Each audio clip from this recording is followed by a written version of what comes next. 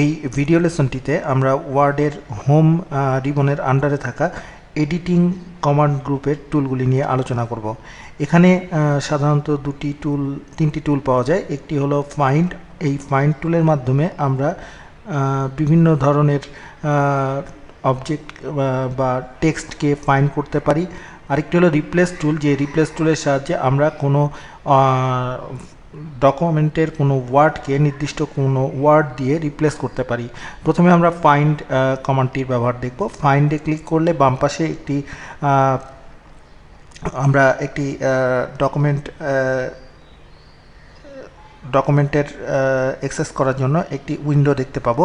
এখানে ধরা যাক গ্রাফিক্স নামের শব্দটিকে আমি এর আগে সার্চ দিয়েছিলাম। গ্রাফিক্স নামের শব্দটি এখানে যদি আমি কপি করে এই শব্দটিকে যদি এখানে পেস্ট করে দেই,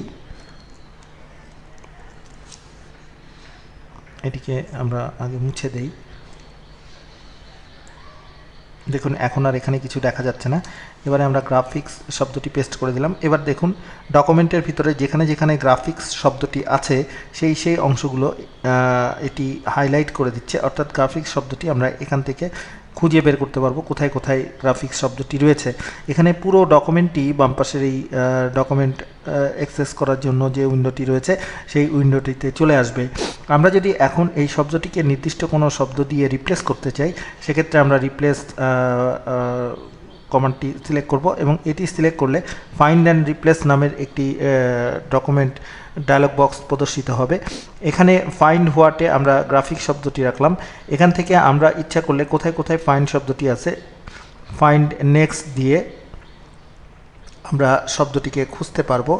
যেখানে যেখানে ফাইন্ড শব্দটি রয়েছে ফাইন্ড নেক্সট দিলে সেখানে সেখানে শব্দগুলো এখানে সিলেক্ট হয়ে যাবে। আমরা যদি এই ফাইন্ড শব্দটি গ্রাফিক্স শব্দটিকে কোনো নির্দিষ্ট শব্দ দিয়ে রিপ্লেস করতে চাই, তাহলে এখানে রিপ্লেস উইথের ঘরে আমরা যে শব্দটি দিয়ে, ধরা যাক আমি নিউ শব্দটি দিয়ে এটিকে রিপ্লেস করতে চাই।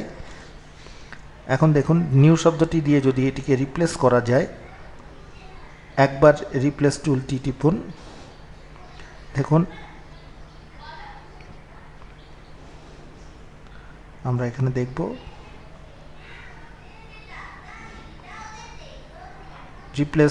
রিপ্লেস বাটনে ক্লিক করলে আমাদের গ্রাফিক্স শব্দটি যেখানে যেখানে রয়েছে এই শব্দটি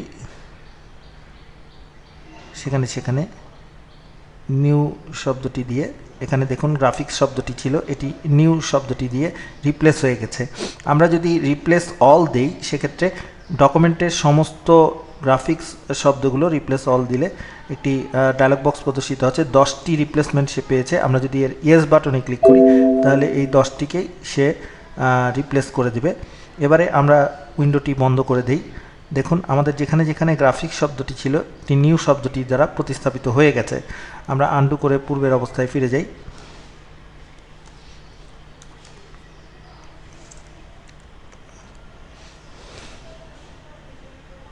আমরা এভাবে গ্রাফিক্স শব্দটিকে আমাদের প্রয়োজনীয় দিয়ে দেওয়া শব্দটির দ্বারা রিপ্লেস করে দিতে পারি। রিপ্লেসের যে ডায়লগ বক্সটি আমরা এখানে দেখতে পাচ্ছি, এই ডায়লগ বক্স থেকে আমরা প্রয়োজনে অন্যান্য অবজেক্টকেও সার্চ করতে পারবো। যেমন এখানে পেজ সার্চ করার অপশান রয়েছে, সেকশন সার্চ করার অপশান রয়েছে, কিংবা প্রয়োজনে আমাদের ডকুমেন্টে থাকা গ্রাফিক্স কিংবা টেবিলকেও আমরা এখান থেকে সার্চ করতে পারবো। এখানে সার্চ এর জন্য নির্দিষ্ট অপশানটি সিলেক্ট করে আমরা যদি নেক্সট দেই, আমাদের দেখুন এখানে ছবিটি আমাদের সিলেক্ট হয়ে গেছে। যে ছবিটি আমরা খুঁজতে একটি গ্রাফিক্স দিয়ে আমরা সার্চ দিয়েছিলাম, এখানে যে ছবিটি রয়েছে সেই ছবিটি গ্রাফিক্স সার্চের কারণে ছবিটি এখানে চলে এসছে। আমরা এই উইন্ডোটি বন্ধ করে দেই, রিপ্লেস উইন্ডোটি বন্ধ করে দিই। এভাবে আমরা ফাইন্ড এবং রিপ্লেস টুলের সাহায্যে আমাদের ডকুমেন্টের কোনো নির্দিষ্ট শব্দকে সার্চ করতে পারি, সেই শব্দটিকে নির্দিষ্ট কোনো শব্দ দিয়ে রিপ্লেস করতে পারি, কিংবা প্রয়োজনে আমরা ডকুমেন্টে থাকা গ্রাফিক্স, পেজ বা স্পেসিফিক কোনো ইকুয়েশন এরকম যে কোনো অবজেক্টকে আমরা সার্চ করতে পারি। এখানে যে সর্বশেষ কমান্ডটি রয়েছে সেটি হলো সিলেক্ট। এই সিলেক্টটি দিলে আমরা এখানে সিলেক্টের কিছু অপশান পাবো। সিলেক্ট অল দ্য টেক্সট দিলে একই ফরম্যাটিংয়ের সবগুলো টেক্সট সিলেক্ট হয়ে যাবে।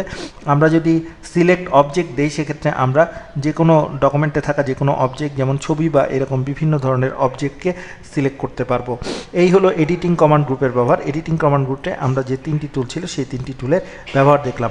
এডিটিং কমান্ড গ্রুপের বিভিন্ন টুলগুলোর বিস্তারিত ব্যবহার দেখার জন্য আপনারা মাহবুব রহমান লিখিত অফিস 2010 নামক বইটি ফলো করতে পারেন, সেখানে এ সম্পর্কে বিস্তারিত আলোচনা রয়েছে।